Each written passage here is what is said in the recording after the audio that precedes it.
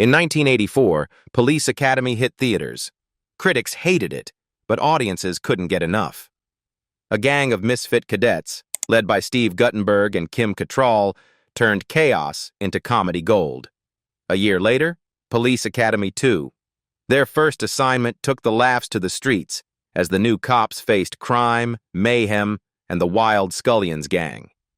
But behind the jokes were stories even fans never heard. Strange casting choices, accidents, and secrets hidden for decades. Let's uncover 20 weird facts even the biggest fans never knew about Police Academy. Fact 1. The wrong staff. The idea for Police Academy came from an unexpected place: the serious astronaut drama, The Right Stuff.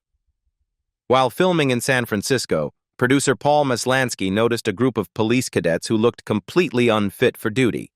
Too old, too young, or just out of shape.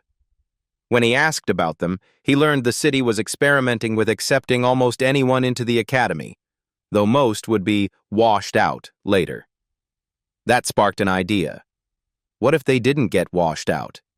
What if these misfits actually became cops? Maslansky pitched the concept to Alan Ladd Jr., who loved it. Writers Neil Israel and Pat Proft turned it into a script, and the rest is comedy history. Fact 2. Filming location. You might think Police Academy was shot somewhere in the U.S., but it wasn't. Most of it was filmed in Toronto, Canada. The Academy itself was actually a former psychiatric hospital, which has since been turned into a college campus.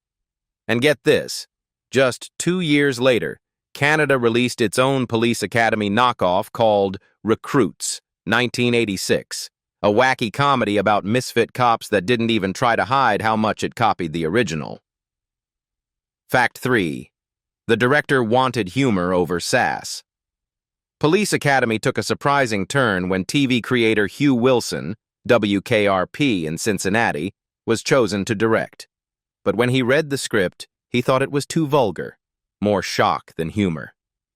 Wilson wanted smarter laughs and a touch of realism, not just cheap gags like in Animal House or Caddyshack. So he rewrote parts of the script, toning down the sleaze and polishing the humor.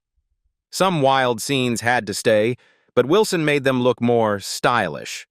Funny enough, that balance between chaos and charm became the key to Police Academy's success.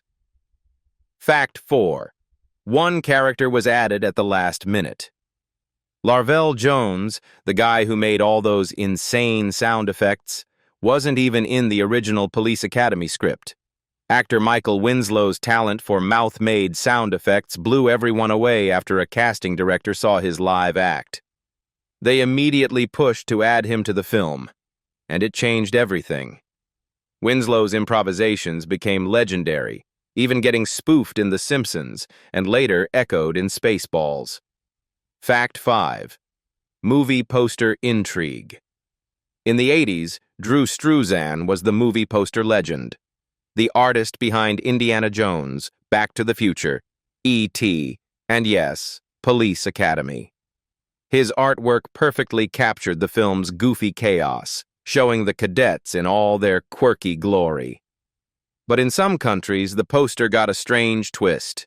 A pair of women's legs in high heels sticking out of the logo, clearly chasing that Porky's vibe. Struzan went on to design posters for the sequels too, and while the movies got crazier, his artwork always stayed top-notch. Fact 6. One character was inspired by a pop star. Marion Ramsey's character, Hooks, the quiet, polite cadet who suddenly snaps into action, had one unforgettable trait: that soft, squeaky voice. Ramsey revealed she based it on none other than Michael Jackson. After meeting the pop star and hearing his gentle, high-pitched tone, she decided to use it for Hooks. So yes, every "please get out" moment was her playful nod to the king of pop. Fact 7. When a stuntman drinks. In Police Academy, there's a hilarious moment when Hightower crashes into a car during a driving lesson, and the furious driver quickly backs down after seeing his size. That angry driver? It was actually director Hugh Wilson, The actor meant to play the part showed up drunk and passed out in his trailer, so Wilson jumped in and nailed it with perfect comic timing. Fact 8. Casting and directing choices. Before Hugh Wilson came on board, Police Academy was almost directed by Dom DeLuise, but he wasn't available when filming began. Bruce Willis, Michael Keaton, Judge Reinhold, and even Tom Hanks all auditioned for the lead role of Mahoney. In the end, Steve Guttenberg got the part, showing up to his audition wearing his real-life cop father's shirt. His charm and quick wit made Mahoney unforgettable, turning Police Academy into one of the wildest, most beloved comedies of the 80s. Fact 9. Police Academy got poor reviews. When Police Academy hit theaters, critics hated it. Roger Ebert even gave it 0 stars, calling it downright bad. Others complained it wasn't crude enough, missing the wild humor of Animal House. But audiences disagreed.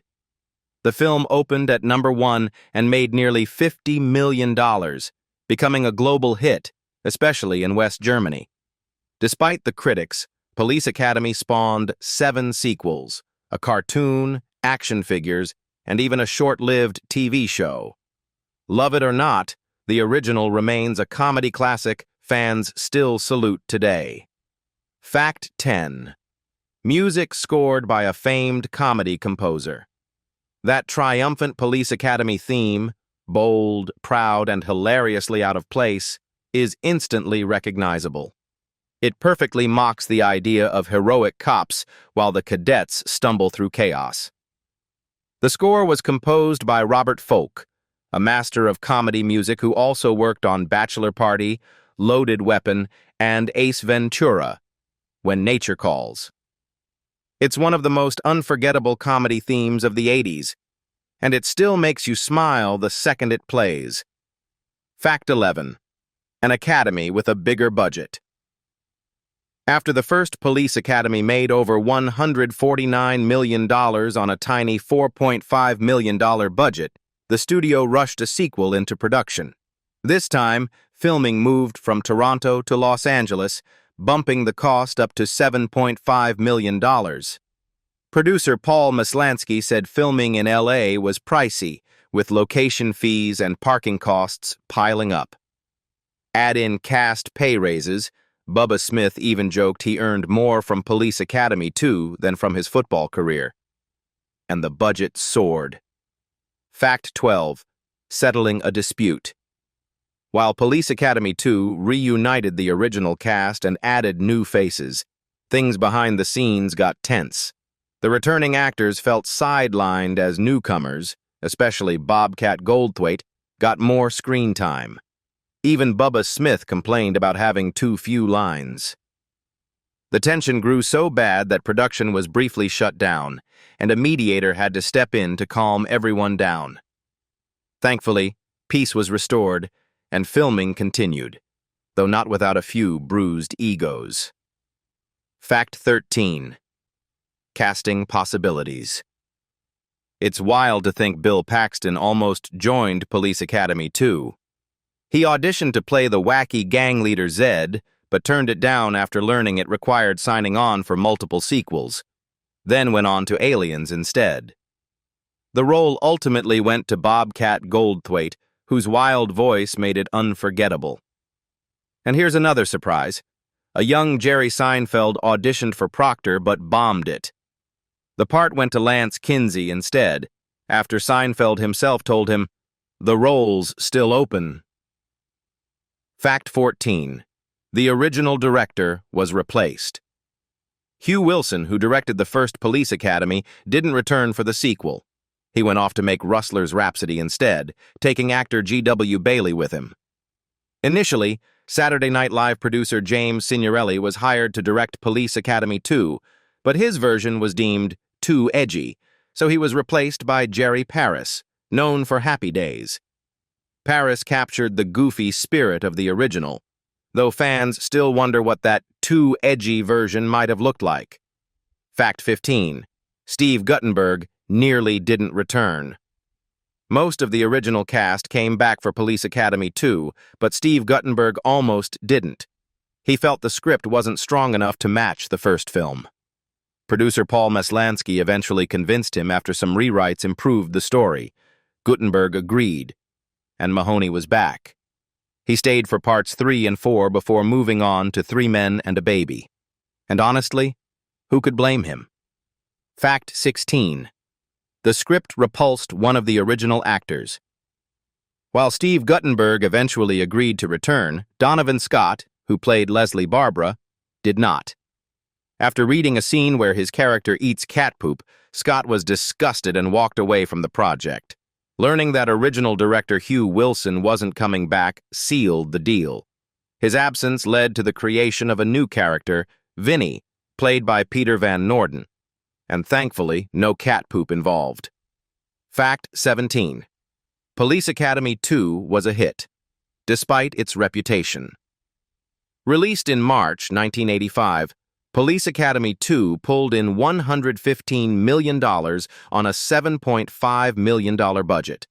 A huge success, even if it didn't quite match the first film. It became the 11th highest-grossing movie of the year and quickly earned a green light for Part 3. Critics, though, tore it apart. Leonard Maltin said even Dragnet reruns were funnier, while Siskel and Ebert called it one of 1985's worst sequels. Fans mostly agree the first film had the real magic, and Police Academy 2 marked the moment the series started running on empty. Funny, yes, but never quite the same. Fact 18. Mystery of the Blonde Woman. Have you ever noticed the blonde female officer on the Police Academy 2 poster? She looks great, but there's one problem. She's not in the movie.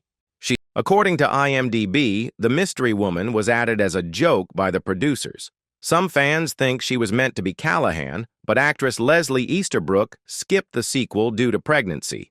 More likely, she's based on Colleen Camp's character, Kathleen Kirkland, just drawn blonder. Either way, it's a fun little Police Academy mystery hiding in plain sight. Fact 19. Deleted romance subplot. On the set of Police Academy 2, not everyone got along, especially Steve Guttenberg and Julie Brown, who played Chloe. Originally, their characters were supposed to share a romantic Ferris wheel scene and even a kiss, but Guttenberg refused, saying Mahoney wouldn't kiss her character. With no chemistry and rising tension, the subplot was scrapped, and Chloe's role was reduced to just a few brief appearances. Fact 20. Alternative titles. Police Academy. 2. Their first assignment never had the catchiest subtitle, and other countries clearly agreed. In Italy, it became First Mission. In France, At Work, and in Germany, Now They're Really Getting Started, which honestly sounds more fun. Spain went with Police Madness 2. First Mission, matching their title for the original. Even Australia's VHS tagline nailed it better. To protect, to serve, and make you laugh. Now that's a title that fits, and there you have it. The wild, hilarious, and downright bizarre secrets behind Police Academy and its unforgettable sequel. From last-minute casting choices to on-set feuds and hidden poster mysteries, this franchise proves that comedy gold can come from the most unexpected places. Which of these weird facts surprised you the most? Let us know in the comments below, and don't forget to like, share, and subscribe for more behind-the-scenes stories. Until next time.